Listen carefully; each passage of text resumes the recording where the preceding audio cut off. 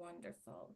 And so, as I mentioned before, Norwalk Acts, we are a nonprofit organization that focuses on collective impact, spaces in which we work with different providers, cross-sector partnerships. We work with the school system.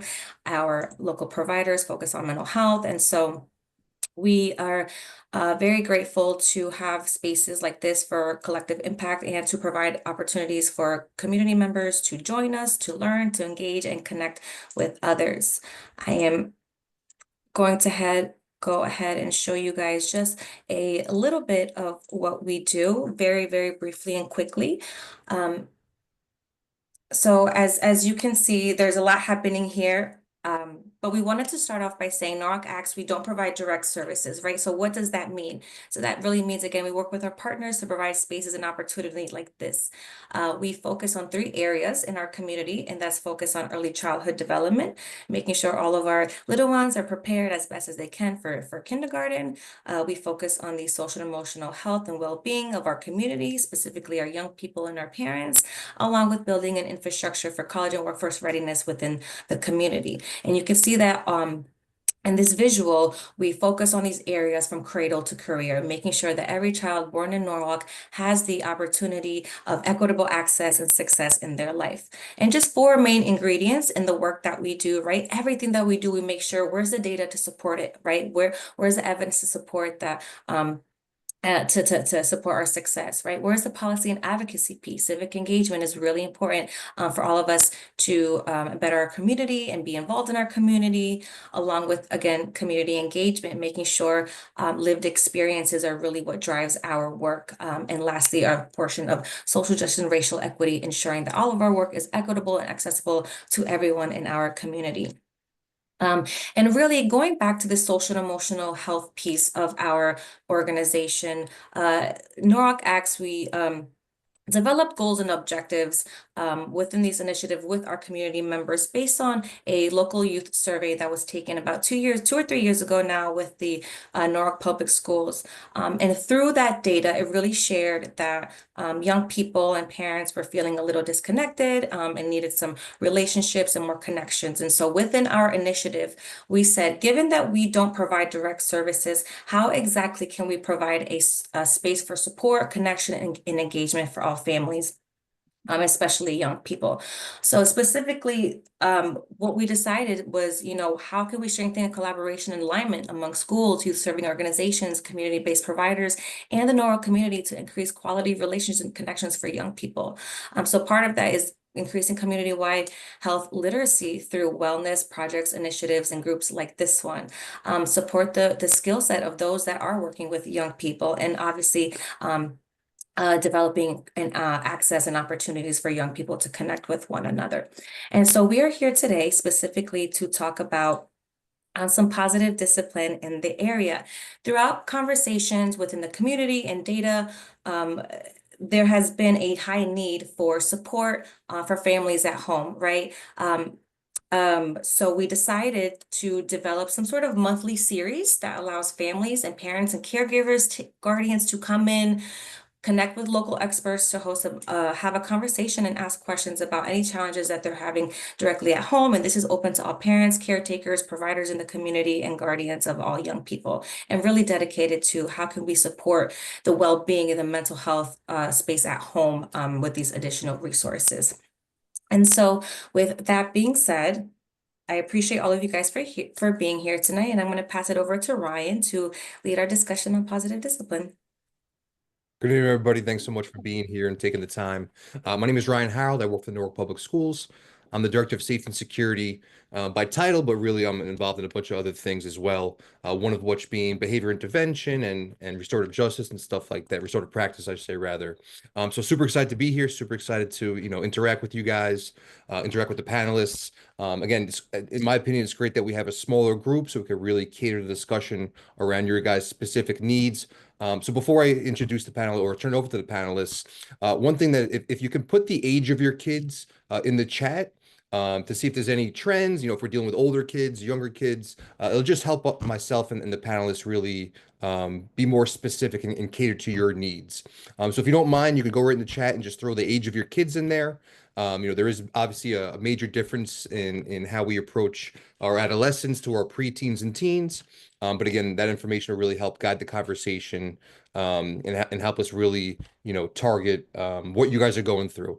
Everybody on the panel, as well as myself, deals with kids and deals with kids regularly. So there is differences depending on age. So if you don't mind doing that, that'd be great. But with that, I'd like to introduce the panelists and turn it over to them. First, we'll turn it over to Adriana. Adriana, you're still on mute. Sorry. Hi, everyone. My name is Adriana Fuchs. I work for Mid-Fairfield Community Care Center. I have worked in the Norwalk community since 2001 with Head Start, Family and Children's Agency, and now with Mid-Fairfield. I'm very happy to be here as I hold this community dear to my heart, and I consider this community mine. And I am here to not only for today answer any questions, but to support this community any way I can. Thank you, Adriana. Thanks. Of that, we'll turn it to Dr. Balda. Hi, my name is Maite Balda. I work I'm an OPCC intern at Mid-Fairfield Community Center. I'm also a doctor in neuroscience, and I've worked many years in clinical psychology. And just as a fun fact, I have 7 children, so I've seen the spectrum of different ages and education applications in the first person. Great, thank you so much. So again, before we jump into the questions, being that it's a smaller group as we go through the questions, if you have any specific questions or any thoughts pop in your mind, feel free to jump into the chat. Of course, we do have a Q&A following the questions and the panel discussion. But again, if you have something that comes up to your mind and you want to throw it in the chat, we'll be more than happy to make our best attempt at addressing that specific thing. Again, being that it's a small group, we can be very fluid with this and very informal. And ultimately, we want you guys to walk away with tools and approaches and skills, that better help you deal with your particular scenario and whatever that role may be as a parent or a provider or an educator within the dealing with children. Okay. All right. First question, guys. What is positive discipline? And how does this really differ from what we think as traditional quote unquote discipline? And I'll leave that open to whoever wants to jump in first. So, Do you want to start? Yes, positive discipline is just a different way, a different approach to educate our children without physical punishment or harsh language. The approach is based on respect, on mutual understanding, modeling the right behavior for the children, explaining natural consequences, and offering solutions. But everything is on mutual respect, listening to each other, and with an approach of understanding and solution focus. Yeah, so I'll add to that too, that with positive discipline, we're not talking about bad kids or good kids. We're going from the principle that all kids are, and the behaviors can be good and behaviors can be bad. So what you want to educate and modulate are these behaviors, we like the place where you go from that you can encourage behaviors and you can discourage behaviors. And with positive discipline, what you want to do is do this in a way that you try not to go to punishments or negative or positive punishments, and try to stick more towards reinforcements. So the part of mutual agreement, it's great with kids that can reason and understand where that is going, but you can still do positive discipline with kids that are 18 months old or smaller, in terms that they can still understand the reinforcement of behaviors without having to fully understand what's going on. Dr. Bull, can you expand on that a little bit, especially for our younger 18 months, infants? What does that kind of relationship and understanding really look like? So let's say that when we talk about traditional discipline, like we go to like the first experiment that we ever had about behavior when we go to Pavlov, you know? So you have the dogs, they hear the bell, they start salivating, and you have these reactions building up. And at the end of the day, the most basic idea of the human is animal-based, you know? So there's so much more in humans than there is to animals, but we develop this consciousness, we develop this, you know, notion and mind, you know? So when we talk about younger children, we can still do this encourage behaviors in a way that we are reinforcing positive behavior, you know, discouraging those behaviors that we don't think are worthwhile. So for example, with really small kids, 18 months old, for example, most of the reason why they do things is because they want attention. They seek attention. They seek that, you know. So many times when they do something that's not appropriate, as a parent, your first response is to get mad at them, yell at them, or, you know, punish them in a sort. But actually, the best way to discourage a kid to stop doing something is not giving them that attention at all. That changes later on in life. But when they're that small, when they cannot reason, when they cannot, you know, they're not gonna get to that mutual respect dynamic, that is the best way to cut a behavior because its function is no longer there. Yeah, and I'm sure you know the disregard for that behavior or not giving the intention that transcends even you know language ability at that age, right? That's really you know action and reward kind of thing. So you know especially for younger kids who you know not might be conversational or have the language skills to understand the behaviors they understand and the reward portion they do understand. Is that correct? That's correct. So for example, when you have a kid, especially, you know, like in the nonverbal era, that throws a terrible tantrum, if he gets what he wants, the learning there is I throw a tantrum and I get my reward. You're reinforcing that behavior, you know? So if the kid throws a tantrum and he doesn't get anything from it, he'll maybe do it twice, three more times, and then eventually realize that that's not effective. Great, great. Yeah. Adriana, going back to you real quick before the next question. You talked about mutual respect. Can you give us an idea or paint a picture of what that looks like at, you know, maybe at an adolescent age as opposed to a teenager age on you know, again, what does that kind of mutual respect look like? So the mutual respect is like so many times as parents, we feel that we are the authority and that we have the right to talk to our children in a harsh manner or yell at them. And so when they yell back at us, we say, oh, you're disrespecting me. But if we approach our children with, again, with respect, we state what we are expecting, what is the expected behavior, and that goes for any age, from being a toddler, 18 months old, to the teenagers. You state the expectation.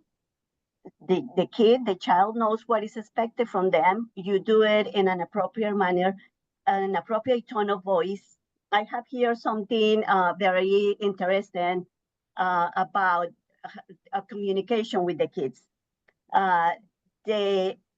We here in general, what's most important is 55% of the communication is received through our body language, our facial expression and body language. 38% is through our tone of voice and volume, and only 7% is through words. And so the respect also comes from that. If I'm talking to my child, my hands are on my hips, I'm looking down on the child, I am intimidating, and on top of that, my tone is loud, I am disrespecting the child. So if I go down to their level and talk with a calm voice, I'm talking about younger children, right? Explain what the problem is or what is expected from them, and if there is a consequence. And I do this consistently. The earlier that I start doing that, the earlier than the child is going to start behaving the way is appropriate. Okay. If I wait until the kid is 18 to start doing this, is going to be really hard. Right. As you're kind of describing that, I'm thinking, the posturing, the powerful posture, strong posture, we associate that with traditional kind of discipline and parenting. And Dr. Ball, this question's for you. I guess, isn't there a reason to kind of have that power dynamic even from parent to child at a very young age? Or does the statistics show and the data show that that's not the most effective way nonetheless? Well, the power dynamic is real and it should be maintained.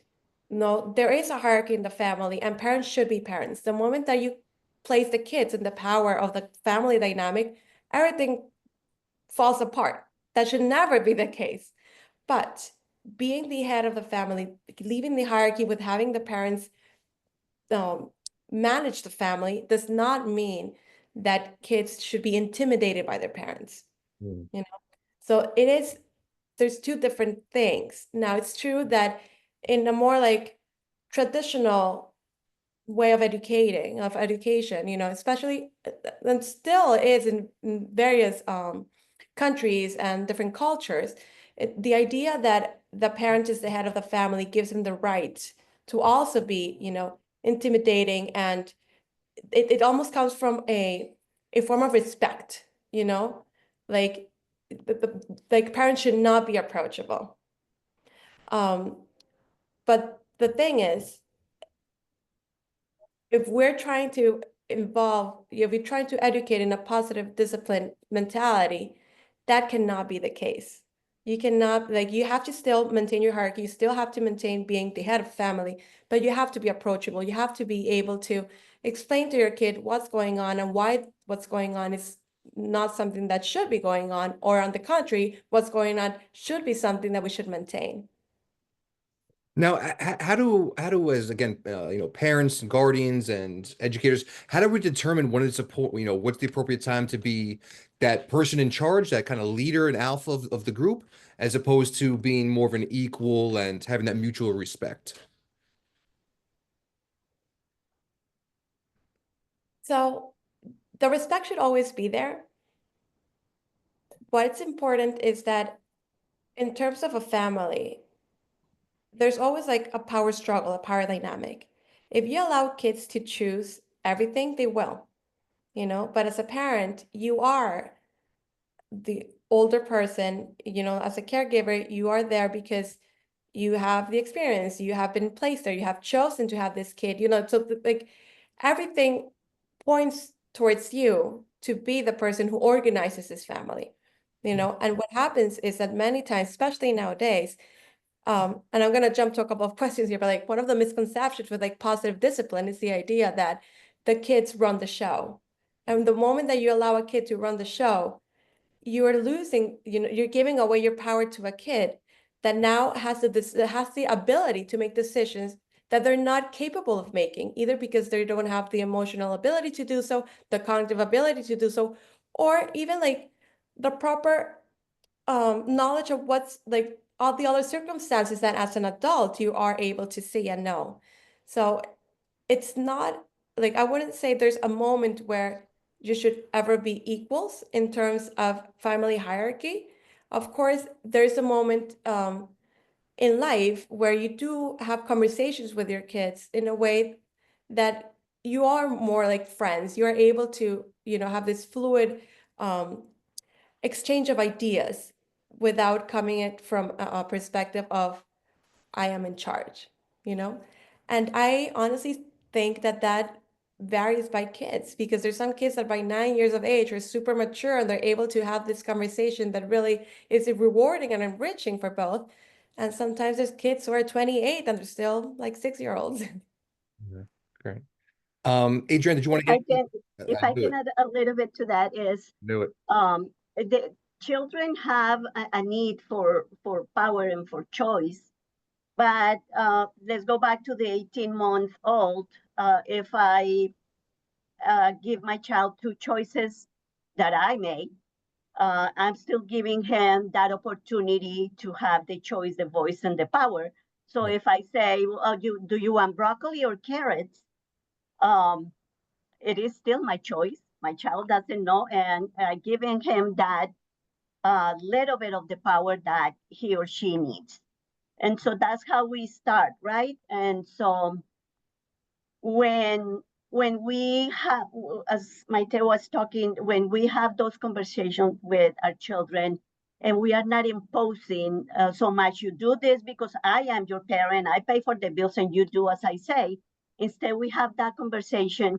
We are passing them the power, right, of behaving or making that choice of doing the right thing, right, or choose the consequence. They should always know that there are natural consequences for our actions, especially the older kids. And so when it's not imposed and we model the right behavior, they are more likely to follow. Yeah, 100%. And then as parents and caregivers, like our number one responsibility as parents and caregivers is not to make the kids do what we want them to do, why, like for the reasons that we want them to do, but we want them to be able to make those choices by themselves. You know, at the end of the day, if you're always like, if they're only behaving this way because you're on top of them, then that's not how they're going to behave in the future, you know? So we do want to make sure that we create this environment where the kids learn and choose to make the right choices voluntarily, you know? So you're absolutely right with that, Adriana. Yeah. Yeah, and one thing that I'll add is, in my career professionally, I've been dealing with mostly high school age students, and kind of the Jedi mind trick of both these options are mine, but you got A or B. It's kind of that happy medium of they still feel they still have that they feel empowered, they're in control, they choose what the option is, but it's us as adults that are laying out what those two options are. So I just wanted to highlight on that. I know Adriana spoke specifically about younger kids with that, but that works throughout all the way up until high school. So it's a great tool.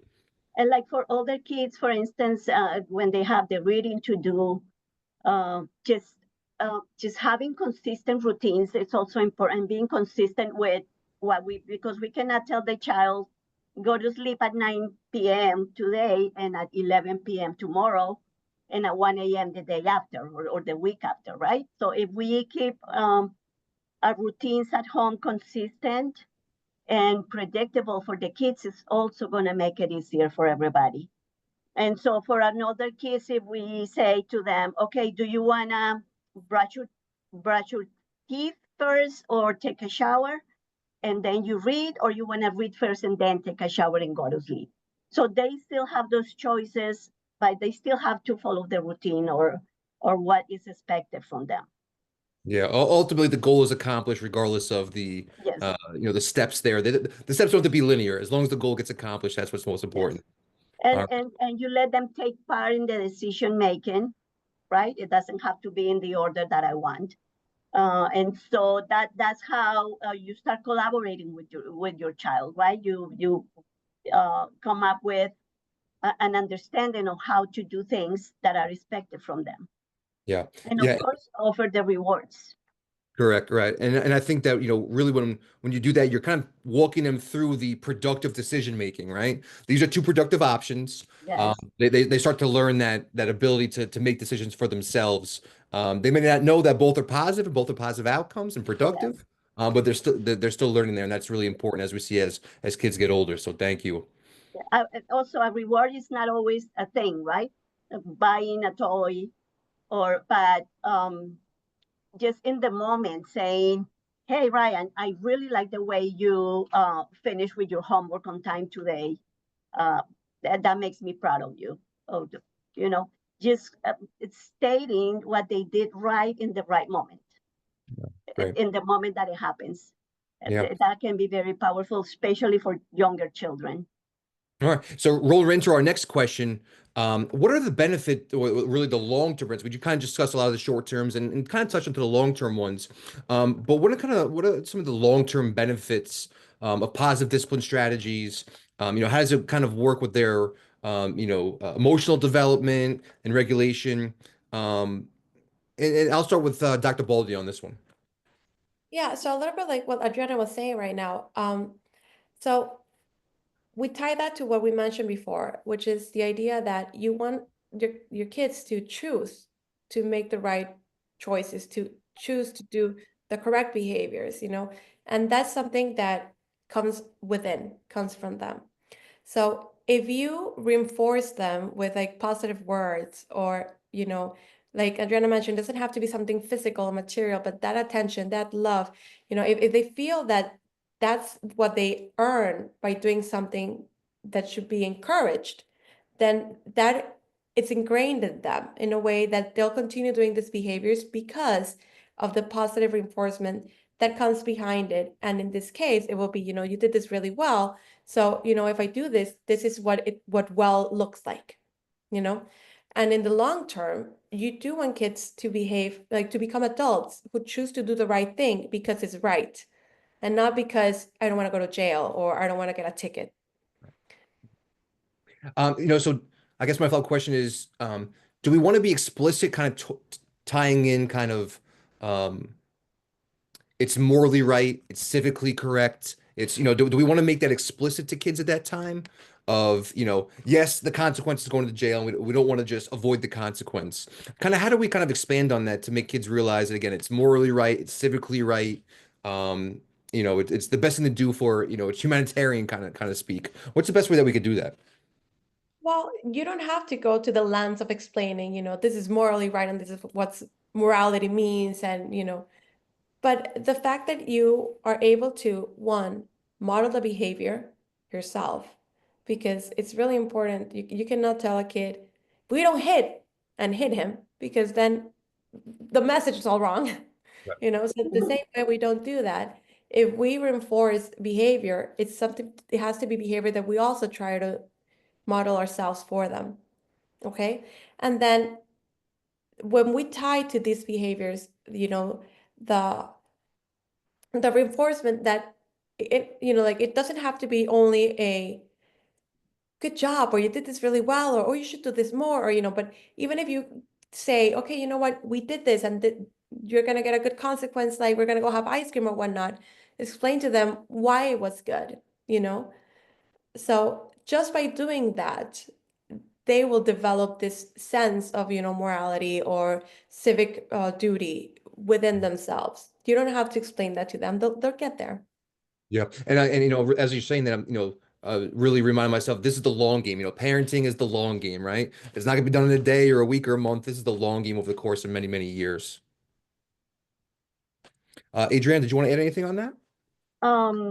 About, well, the long-term benefits and is the positive relationship with the parents and within the family.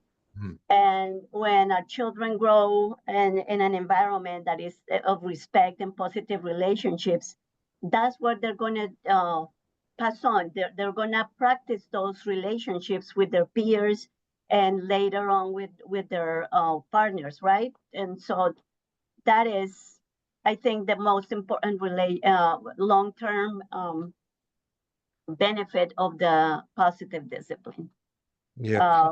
Kids, the self-regulation also, right? Because if we are modeling a calm way to have a conversation to solve a problem, of course, we are not going to get to that point of yelling and screaming and then having to calm down later on, right? So it's going to promote the self-regulation for both the parent and the kid. It's interesting enough, but during both your responses, as a parent myself, I'm also thinking like, I don't care how my kids act in the house. I care how they act out in public with other people. But as I hear you both speak, it's really about focusing on inside out mentality. Let's focus on what's and model what's in our control, in our family, or our circle, in our dynamic, and that will naturally emulate, out in public or when they're at school or dealing with other adults or children. Am I correct on that? Yeah, and the same way that, you would be expected to behave the same way at home as you do in public, because, you cannot be one way in public and then one way at home and model that for them, All right. In my experience as a teacher, when we observe behaviors in the classroom, right? Like a child constantly hitting, hurting others, fighting, screaming, yelling, and then we start to wonder, oh, what's happening at home, right? That's the first question teachers ask. What is happening at home that is causing this child to behave this way? because it's there where we should learn the right behavior, and it happens through positive discipline. Great, great. All right, this next question, this one's be directed to Dr. Baldi. To start, of course, knowing your background in neuroscience and your work in neuroscience and your research in neuroscience, but how can you explain how neuroscience informs our understanding of discipline as well as our children, and what specific areas of the brains are involved in emotional regulation and decision making? And then how do those multi-steps to this question, and then how do those relate to the disciplinary practices that we use as parents or educators or providers? So all these parts of this question could be like a 2-hour Yeah. question. Exactly. Yeah. I'm just going to keep it like super simple. Okay. So when we go into discipline, okay, we can basically distinguish 4 different ways of encouraging or discouraging behavior. Okay. One is the reinforcement part, and the second one is the punishment part. So when we talk about reinforcement, there's positive reinforcement and negative reinforcement. I know that it's hard to grasp the idea of negative reinforcement because we just go to negative associated to something bad. But in this case, it means taking something bad away. So for example, if you get an A in your test, you don't have to take the trash out for the next month. Okay? So positive reinforcement is taking something that's not something that they don't like to do as a reward. Okay? Now, of course, positive reinforcement is giving something that they like. And like we mentioned, that can be an experience, it can be words, it can be something physical. It's, giving something that we know the kid enjoys. Now, when we go to negative punishment, what we mean is we're taking something away that they like. So that's I'll take your phone away for a week because you did this. And on the contrary, when we say positive punishment, is about giving something they don't like. And that's usually the physical part of punishment. That's like the most common associated to positive punishment. So one thing that I haven't mentioned because I wanted to mention in this question that Adriana has brought up many times is the consistency part. So consistency here is key. Why? Because if we go and just look into the neuroscience, how the brain works, and this is something that applies to all human beings, so not just kids, there is something funny here, and it's that nothing creates a bigger reward in our system than that of a behavior that you don't know what's gonna happen. So if you look into the gambling machines where you put down the lever and it goes, and sometimes you win and sometimes you don't. And it's so addictive because you have no idea if this time you're gonna win or if this time you're gonna lose, but you have to know. And that happens the same with normal behavior. So if sometimes we reinforce something and sometimes we punish something and it's the same behavior, but the kid doesn't have the clarity, the kid doesn't know what's going to happen, what you end up doing is you reinforce that behavior by 3. There's nothing more rewarding than not knowing what that behavior is going to cause. So that consistency is so basic. It's absolutely necessary. So if you are committed to trying to discourage a behavior, you have to be committed all the way. Because if sometimes you are committed to it and sometimes you're not, what you end up doing is you end up increasing that behavior. And that's absolutely the opposite of what many times we're trying to do. Now, if you go into the neuroscience of it, the second way that's more rewarding for somebody to increase a behavior is the positive reinforcement. So contrary to what was thought for many years, like traditionally people thought that avoiding avoiding positive punishment was the most effective way to avoid, to extinguish a behavior. But what they've seen, like research shows consistently, is that once you take away the inconsistency and you go into a consistent response, what is most effective to try to increase or decrease a behavior is the positive reinforcement. And then what happens is that all of these reinforcement and like reward system, dopamine, we have it more like in the amygdala and like nuclear part of like the brain. But what happens with time is that as we mature, our prefrontal cortex is being developed. So it doesn't finish to develop until age 25. But once we get there, we can find things rewarding by the actual understanding of what these things are. So it's not only like there's a like that's when a third part comes into play, that it's just not reward or punishment, but it's the reward in itself because of what it is. So that is the part of doing the right thing because it's right, so that comes later on in life. And the thing with the prefrontal cortex is that technically it doesn't finish to develop until age 25. But again, there's kids who are 15 who act like if their prefrontal cortex are absolutely developed, and adults are 50 who got lost in the way. So, Okay. Adriana, would you like to add anything on this one?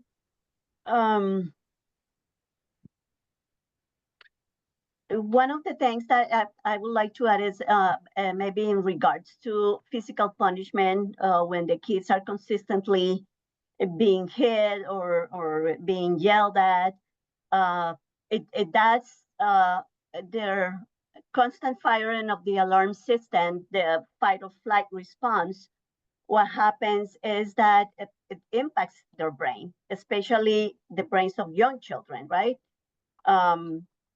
And so, and that change and the way the brain is impacted is going to also impact their behavior in the moment and in the future. And so that's important to keep in mind. I've been doing a lot of research on the adverse child experiences and what the consequences are. And so it's important to keep in mind that Erica, when we do the trainings, gives this example that I love. She compares the amygdala to one of our muscles and our arms. If we keep exercising, this muscle is going to grow, right? And so when our brain, our amygdala is in constant firing, it grows. And as it grows, the hippocampus shrinks, and that is where we store our memories. And so that's when we see children in schools not being able to remember what they learned yesterday or 2 hours ago, or doing poorly in testing and things like that. So I just wanted to bring attention to this, that physical punishment does also affect the brain in a negative way. And positive relationships affect the brain in a positive way. Well, I mean, you read my mind on that one. I was going to ask for, what's going on in brain development when we have the A or B options that you just laid out there. So thank you so much. Before we go to the next question, Dr. Balda, any question, anything you want to add on to that or final thoughts?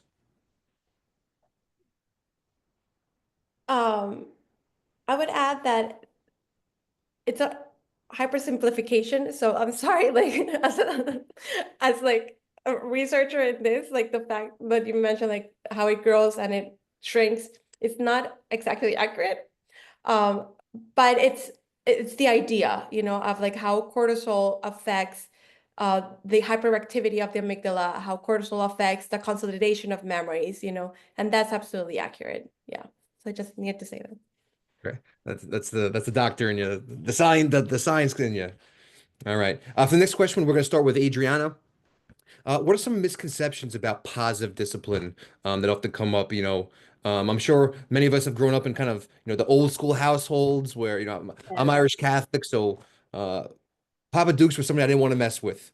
And he didn't use too much positive discipline. So what are kind of some of the misconceptions about positive discipline on why parents kind of might be hesitant to jump in with 2 feet and stay away from it? Yes, well, one that is so common is like, oh, your children are in control, right? The parent loses control, the children are in control because of the positive discipline, and it's not right. As Maite explained way at the beginning, it doesn't mean that having this positive relationship takes the authority away from the parent. The parent is still the person guiding the family and making the major decisions. It's just a different approach. But one misconception is usually that the parent loses control, the children are in control. Oh, what other one?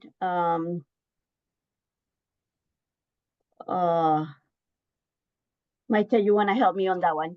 I had some written here before, but that's like the main misconception. Yeah, I think that the main misconception is the idea that positive discipline is the, honey, can you please stop doing that? And you're never gonna get anywhere with that. Like that's not what we're trying to do. And it's true that that's like how it's almost like painted, this idea that kids cannot be punished, they cannot hear anything bad, everything has to be, like emotionally toned down, and it's not that at all. Now, there is people who take it to that, type of like Extreme. scenario. Exactly. But that's not discipline, like you're not gonna end up encouraging behaviors and discouraging behaviors. What you're gonna end up is with a kid who basically it's allowed to, do whatever they want, and they just have to hear their parents, say in a really nice tone what things they should not be doing, but no effect whatsoever. So I think that that's maybe one of the things that really discourages people to follow positive discipline, because they fall into this idea that what we're trying to do here is just, boost the emotional side and explore all the rainbows the world has to offer, and not really try to educate, whatsoever. So, that leads perfectly into the next question. And I want to hear the best strategy from each one of you guys. All right. So what are some of those strategies in addressing a negative behavior without the punishment, without the shaming, without the berating, maintaining that kind of mutual level of respect? Give me your best strategy each, if you could, please. You want to start or do I start?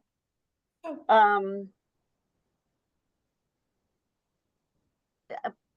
Being calm, just approach the behavior when it's appropriate and at age appropriate, right? We cannot approach a 2-year-old the same as we do a 5-year-old or a teenager, right? So we have to look at the age of the kid and see how am I feeling, right? Because if I am feeling angry, annoyed, I am upset, I am going to approach my child in an inappropriate way. I'm going to yell, I'm going to say something that I don't want to say.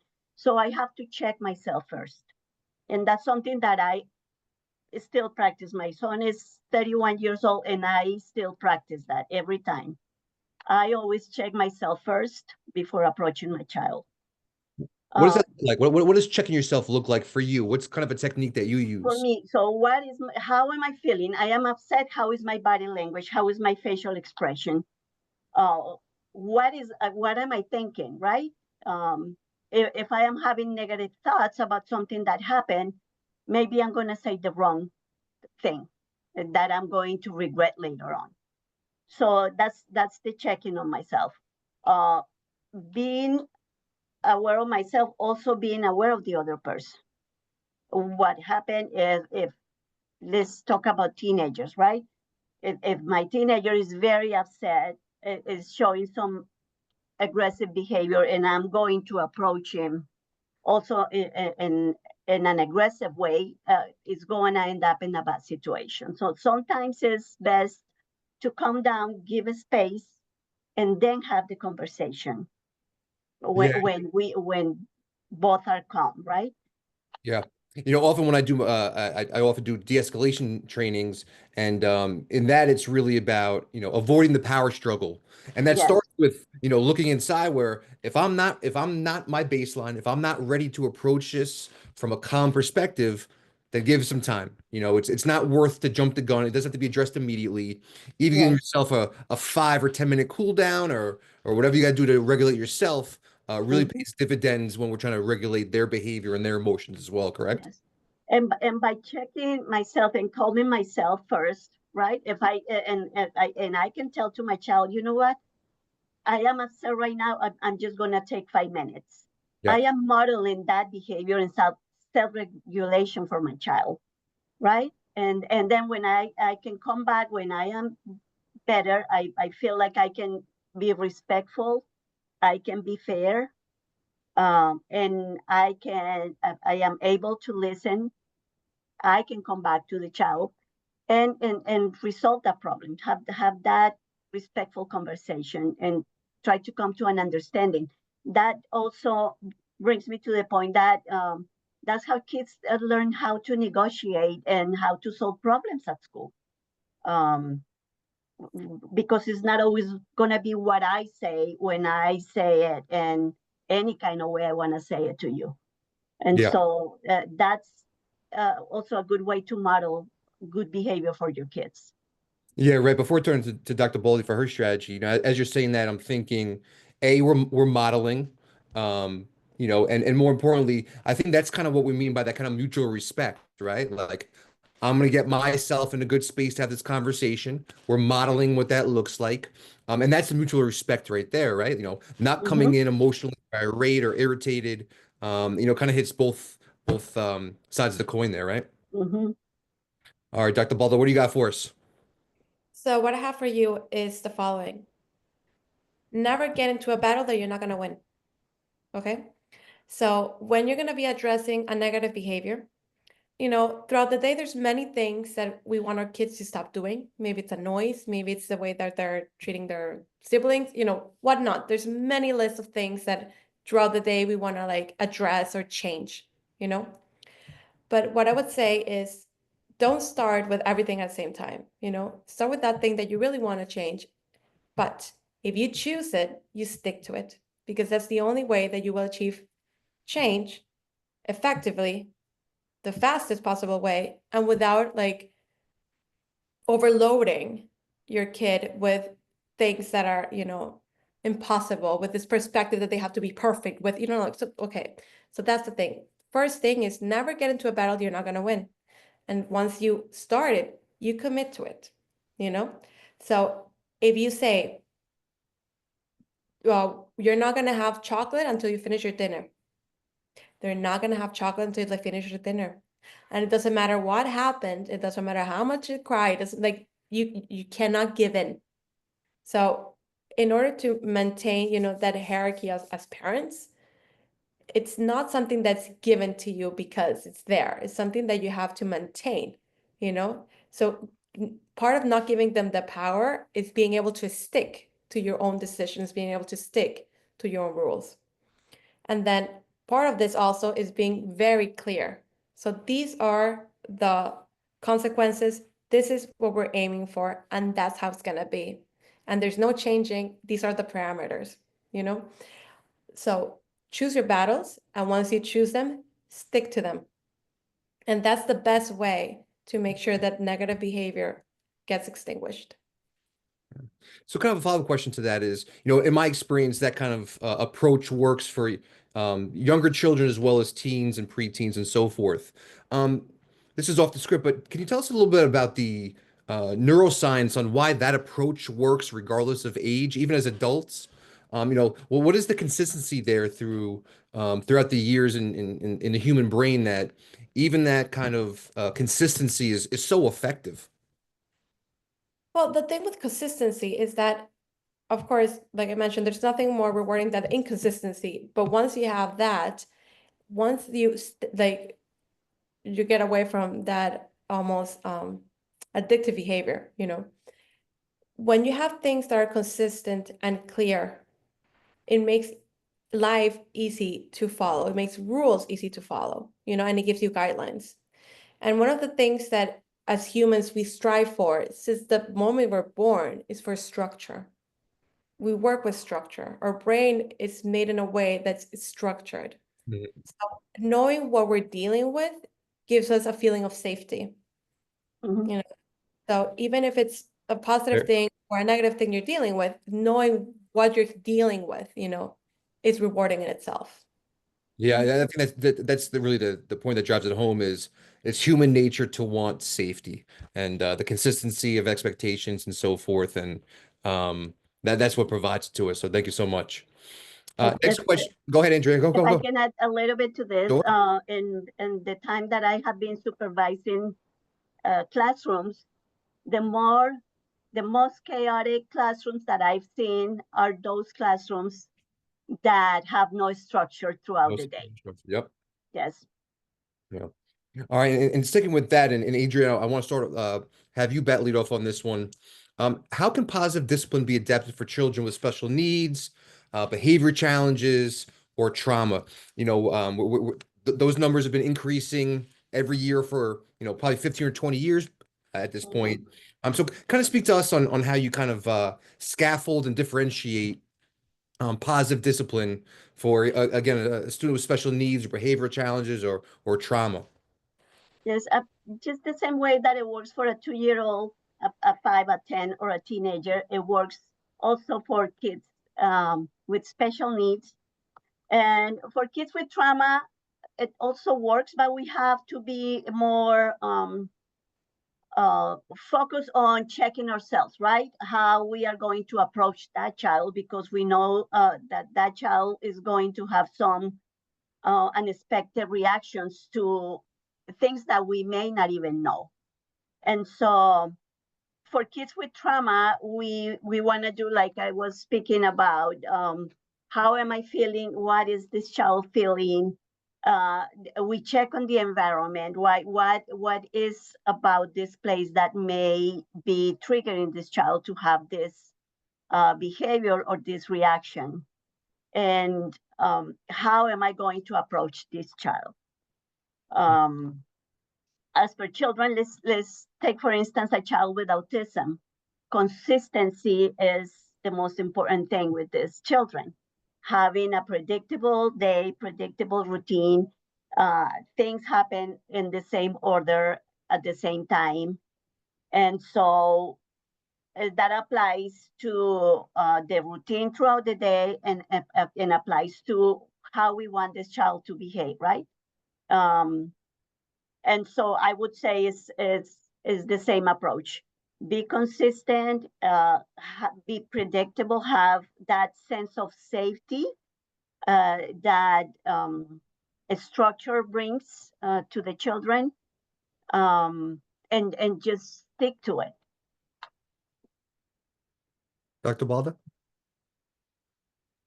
Yeah, so I agree with Adriana there 100%. So the thing with special needs and behavioral challenges is that the way they process emotions is the same way that we would. Now, when we talk about trauma, the way of like the emotion processing works, it's severed, severed. That's the word. So that's why things will be a little bit different. And why do I say this? Is because one of the biggest motivators, if we go to like Maslow, we have safety, and then we have need of love and belonging, So if we can motivate kids any age, it doesn't, regardless of the special needs they might have or whatnot, that's something that they would absolutely find rewarding in itself. Now, the thing with trauma is that the way that they feel loved or belonged, it's a little bit different because of whatever they have gone through. So that's a more of knowing, because maybe a child with special needs, a hug or something like warm would be rewarding. A person with trauma maybe does not want to be touched at all, so it has to be like, I can see how that can be a little bit more complicated, but at the same time, depending on their age range, you could still go more to like the cognitive side of rewards rather than, you know, the emotional side of it. Great, great. Adriana, any final thoughts on that one? And for I can kids see the with wheels trauma, turning. yes, and for kids with trauma is, again, it starts with me. It doesn't start with the child, it starts with me. Right. And so how, what are the 3 R's, if you can help me here? Relate, first, check on myself, right? Before I can relate to the child. When I know I am ready, I am going to relate to the child. I have to acknowledge how this child is feeling. I have to validate his feelings. And once the child is regulated, then I can go to the next step, which is talking about the behavior or addressing the issue, whatever the case is, right? Yeah. So there are steps to get to there. You cannot, especially with a child with trauma that is maybe throwing chairs, breaking things, you are not going to approach the child telling, hey, you need to stop right now, or you go to your room, or this kind of thing, right? You have to bring the child down to the thinking brain, not to the fight or flight response, right? When they are in that moment, there's no thinking, there's no negotiating, there's nothing like that. You have to let the child come down and then address the behavior. Yeah, one thing I just want to kind of point out for our attendees is it doesn't it's always not perfect. We're humans as well. But even in the most difficult scenarios that seem like the biggest mountain to climb, having really a systematic approach that our panelists are rolling out for us now, having that systematic approach as much as possible, having that consistency, there's science behind it, there's data behind it. So, I encourage you guys that we're all going to have, weak moments of our own emotional deregulation. But the more that we can be consistent to kind of sticking to a program and kind of sticking to an approach, kind of, I call it micro dosing. Every opportunity that we get, it might not be perfect, but every opportunity that we get to kind of stick to this structured approach really pays dividends. And I encourage you guys to do so. All right. So our last question for tonight, and I think this is a really important one. How do cultural differences kind of influence the way positive discipline is implemented? I assume, many people on this call, I'm sure, have roots all over the world and from culture all over the world. So how does that what do those differences look like? And how do we find the best approach? Maybe our family might be Puerto Rican, but now our kids are growing up in America. So how do we kind of blend, how we were raised into, how our kids are being raised right now? And I'll leave this open to whoever wants to start it off. Well, growing up in a Hispanic family, I know what the approach is, how they call la chancleta, right? With the flip flop. And so in so many cultures that is acceptable, and that's how many of us grew up. And so one thing. In the US, this is not something that is accepted, and it brings consequences. So just the same way that we go to school to learn something, we go to another country, we learn about their culture, their food, right? And we kind of, we socialize to that country. And we don't have to lose our roots. Right? We don't have to lose our culture, but we accommodate to the rules because we have to live now in this society. And so we have to follow those rules the same way our children follow the rules that we have at home. And so my advice would be just try to learn to follow those rules, because we don't want to fall into issues with DCF and problems with the school and things like that. So it is important to learn to behave the way that is expected from us.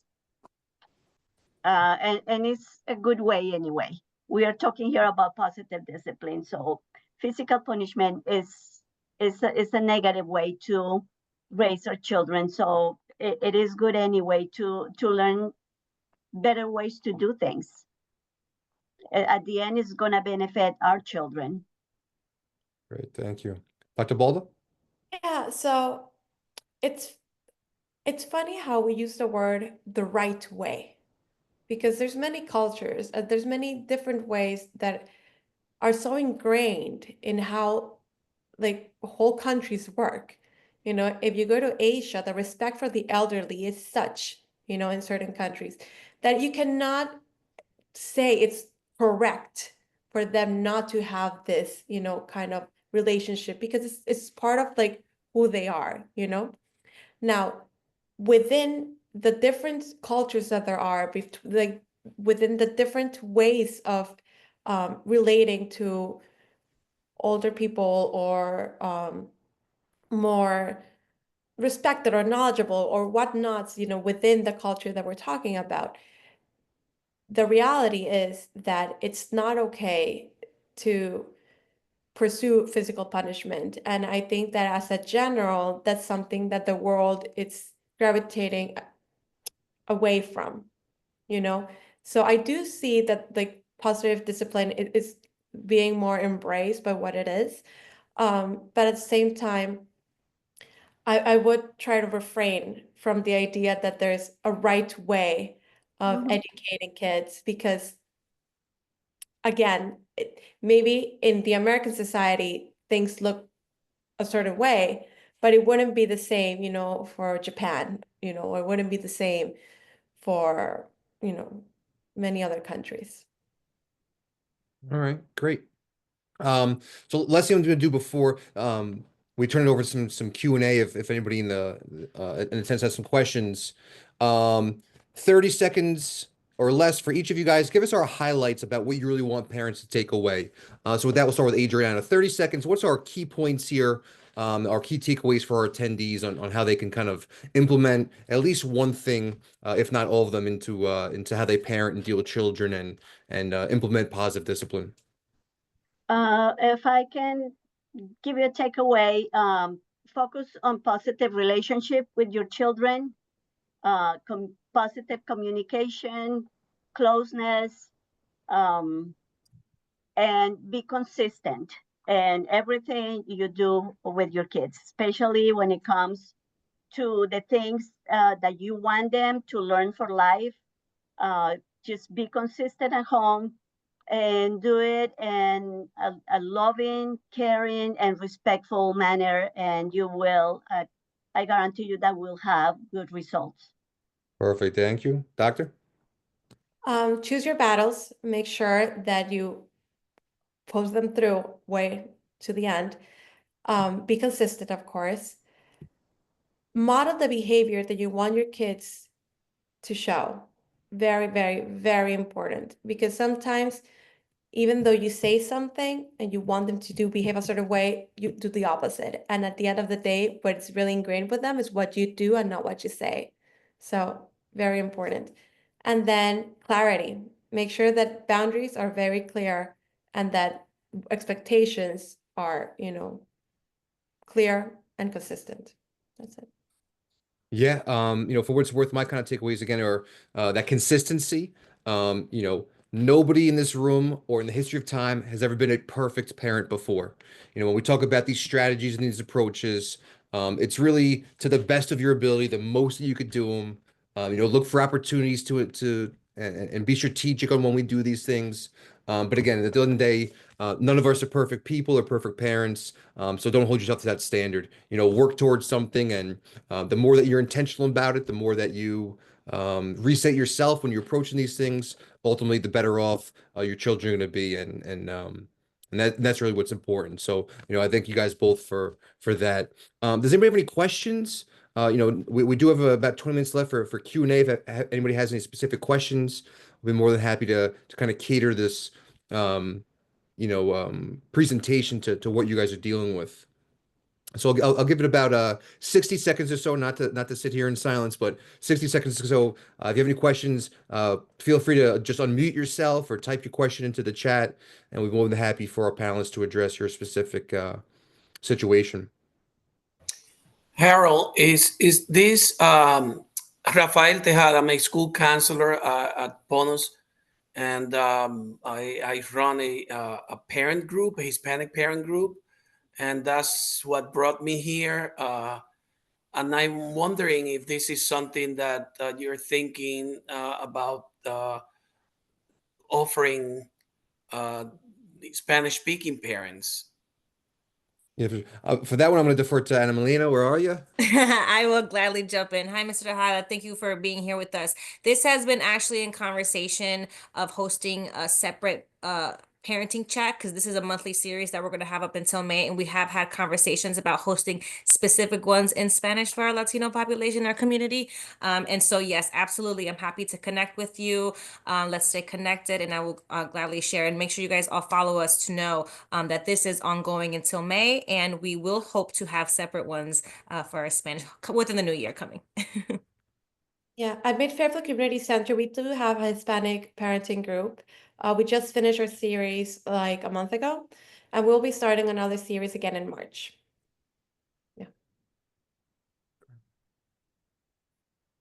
All right, guys. Again, I'll pass it back over to Ana Melina for closing remarks. We appreciate you guys being here, and doing your part to be the best parent and caregiver you guys could be. If you have any questions for the panelists or myself, please feel free to reach out, and we'll be more than happy to provide guidance as we can.